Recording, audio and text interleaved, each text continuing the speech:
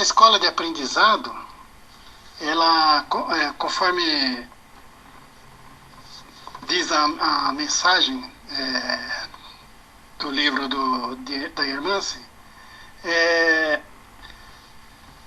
é mudar a nossa maneira de pensar, tirar a máscara que usamos, mudar para melhor esse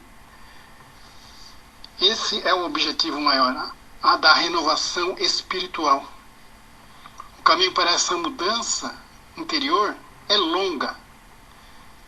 Então ela nos leva a essa questão lida no início, na questão 919, do O Livro dos Espíritos, já comentado no início. Nessa busca de conhecimento, o maior obstáculo a transpor é o interesse pessoal. Irmã-se fala-nos sobre nosso hábito de atender incondicionalmente às imposições, desejos, né? Como já disse, que nós possuímos no dia a dia aquilo que no dia a dia nos causa transtorno, que nos deixa, às vezes, irritados, vamos dizer assim, que nós não aceitamos. Será que quando nós deitamos à noite, como foi dito pelo Espírito Santo Agostinho, será que nós deitamos e refletimos sobre todas as nossas atitudes, o que nós pensamos do nosso semelhante, como nós agimos diante de situações, como a gente se vê, se nós fôssemos a pessoa que nós estamos julgando, porque incondicionalmente, em todo instante, parece que nós estamos a julgar o nosso semelhante. Parece que,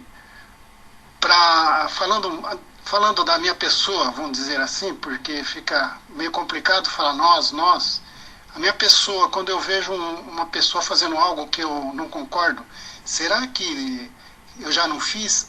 Será que eu não tive uma experiência nessa minha caminhada? Porque espírita que sou hoje, será que eu olho para mim, será que eu já não me melhorei? Porque muito lá atrás, eu vou fazer o seguinte, né? Muito lá atrás, quando entrei na doutrina, eu pensava assim, tinha umas dificuldades em lidar com as pessoas. E eu saía criticando todo mundo, aquilo que não era correto para mim, eu rechaçava, eu implicava com as pessoas por poucas coisas. Eu via tanto defeito nas outras pessoas que quando eu cheguei na doutrina, eu comecei a ver a literatura e houve uma transformação. E ainda luto com isso, com essas dificuldades, com esses defeitos.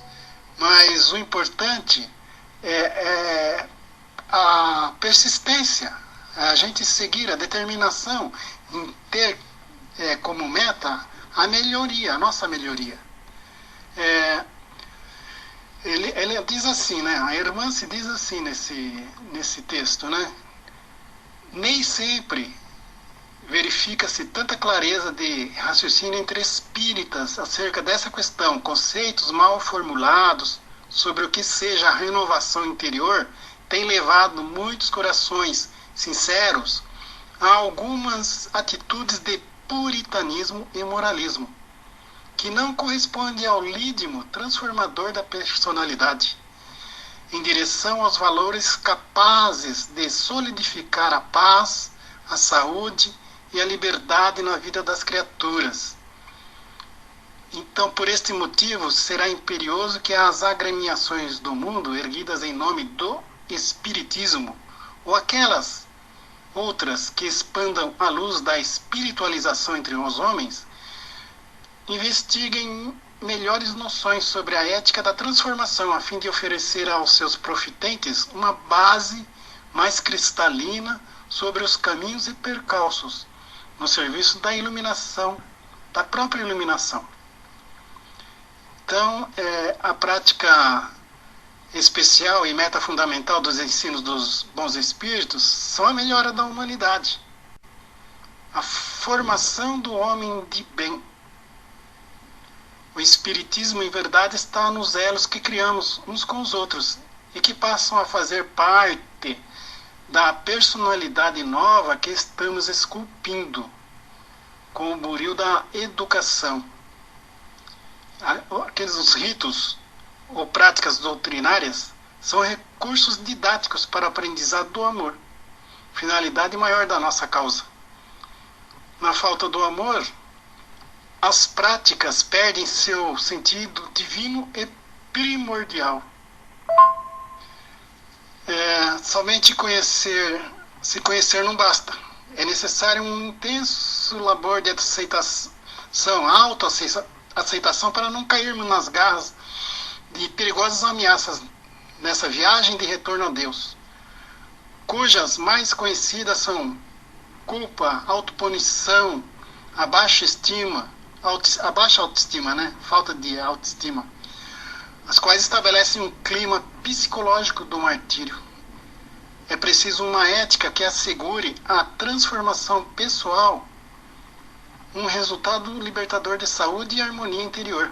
Para tomar posse da verdade sobre si mesmo, é um ato muito doloroso para a maioria das criaturas. Eu vou falar sobre uma história, uma história que muitas pessoas já devem conhecer, mas eu vou fazer uma colocação nessa história para fazer uma reflexão. E vamos lá. Então é a história sobre um professor. Em um pequeno vilarejo, vivia um velho professor que, de tão sábio, era sempre consultado pelas pessoas da região. Uma manhã, um rapaz que fora seu aluno vai até a casa desse professor, desse homem sábio, para conversar, desabafar e aconselhar-se. Ele diz: professor, eu vim aqui porque estou me sentindo muito mal, me sinto tão pequeno, não tenho ânimo para fazer nada. Quando faço algo, as pessoas dizem que eu sou lerdo e muito idiota, enfim, dizem que não sirvo para nada. Como posso melhorar? O que posso fazer para que me valorizem mais? O professor assim disse: sinto muito, meu jovem, mas no momento não posso te ajudar. Eu estou tentando resolver um problema que me surgiu. É pessoal e tenho que resolvê-lo antes que se agrave. Fez uma pausa e acrescentou: mas se você me ajudar, posso resolver esse problema mais rapidamente e depois talvez eu possa te ajudar. O professor falou assim e o jovem sentiu-se bem desvalorizado e até ele hesitou em ajudar o antigo professor e disse meio gaguejante: claro, professor, eu ajudo sim. O professor então tirou um anel que usava no dedo pequeno e deu ao rapaz, dizendo-lhe: monte no cavalo e vá até o mercado. Preciso vender esse anel para pagar uma dívida. É preciso que obtenhas pelo anel o máximo valor possível, mas não aceite menos que uma moeda de ouro. Vá e volte com a moeda de ouro o mais rápido possível. O jovem pegou o anel e partiu. E, chegando ao mercado, começou a oferecer o anel aos mercadores.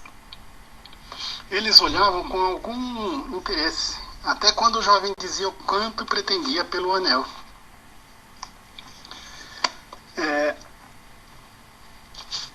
Quando o jovem mencionava uma moeda de ouro, alguns riam, outros saíam sem ao menos olhar para ele. Mas só um velhinho foi amável ao ponto de explicar que uma moeda de ouro era muito valiosa para comprar um anel.